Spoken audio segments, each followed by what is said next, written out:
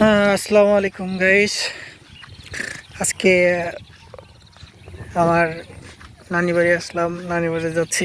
আসলে অনেক দিন পর নানি বাড়ি আসলে যাওয়া আর হয় না। আসলে রাস্তাঘাট সেরকম ভালোভাবে না থাকার কারণে বা বিভিন্ন ব্যস্ততার কারণে বা যে কোনো কারণে হয়তো আর নানি বাড়ি এতটা যাওয়া হয় না। এটা ওই যে আমার নানির বাড়ির পাশে একটা মাদ্রাসা হয়েছে, অনেক সুন্দর মাদ্রাসা। আহ, তো যাচ্ছি, নানি বাড়ি যাচ্ছি অনেকদিন পর। আহ, আসলে মানুষের ব্যস্ততা আসলে এরকমই, যে আস্তে আস্তে সব কিছুই মানে তার ব্যস্ততাকেই সব কিছু কাজ করে নেয়।